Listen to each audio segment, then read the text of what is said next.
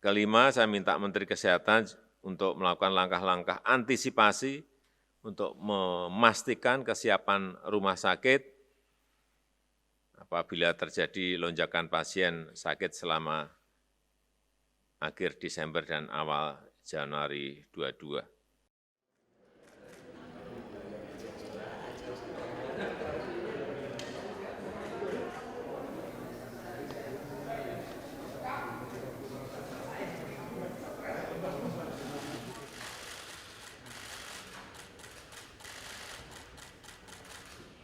Hadirin, silakan duduk kembali. Bismillahirrahmanirrahim. Assalamualaikum warahmatullahi wabarakatuh. Salam sejahtera bagi kita semuanya. Yang saya hormati Bapak Wakil Presiden, Bapak Ibu sekalian, kembali ratas pada sore hari ini kita akan melakukan evaluasi mingguan terhadap pelaksanaan PPKM. Dalam sepekan terakhir, kasus aktif kita menurun 892 kasus dari 9.018 kasus di 14 November menjadi 8.126 kasus di 21 November. Dan untuk penambahan kasus baru rata-rata 362 kasus setiap harinya. Dan kita sebentar lagi juga akan masuk ke libur Natal Tahun Baru. Yang kita tahu pada saat ini kasus COVID di Eropa semuanya naik. Oleh sebab itu, ada beberapa hal yang ingin saya sampaikan. Yang pertama, saya minta seluruh kementerian dan lembaga frekuensinya sama dalam menghadapi bulan Desember 2021 ini. Sekali lagi, memiliki frekuensi yang sama.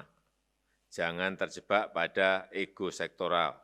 Utamakan kerjasama, utamakan koordinasi, sehingga kelihatan bahwa kita memiliki frekuensi yang sama. Yang kedua, juga perlu saya ingatkan bahwa kegiatan kick-off untuk Sherpa Meeting di KTT G20 nanti akan dilakukan di Jakarta dan kick-off untuk finance track di Bali di awal Desember.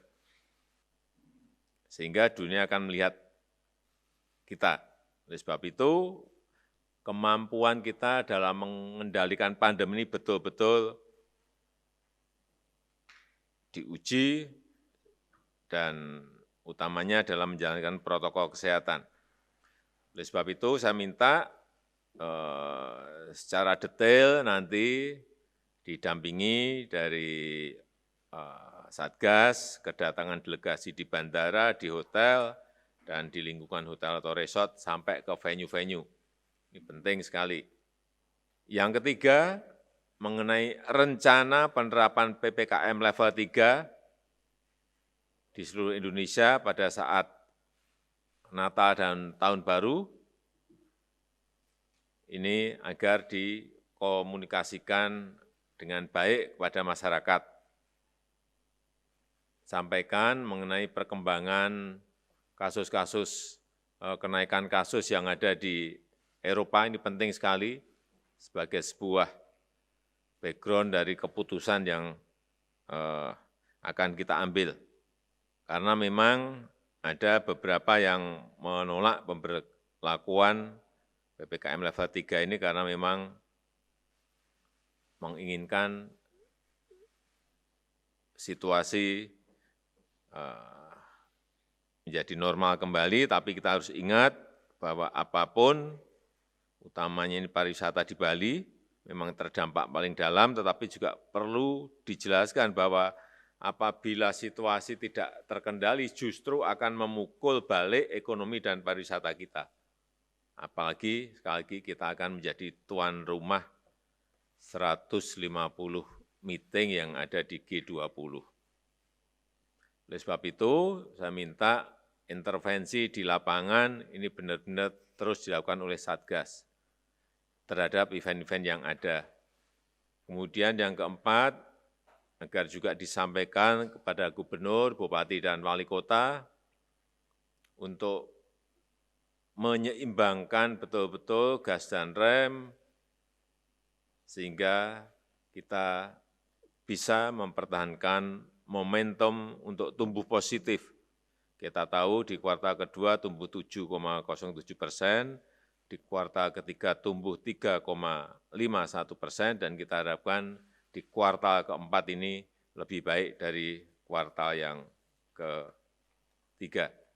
Kemudian yang kelima, saya minta Menteri Kesehatan untuk melakukan langkah-langkah antisipasi untuk memastikan kesiapan rumah sakit apabila terjadi lonjakan pasien sakit selama akhir Desember dan awal Januari 2022, terutama pemetaan situasi dan terutama di daerah yang berpotensi kasusnya meningkat.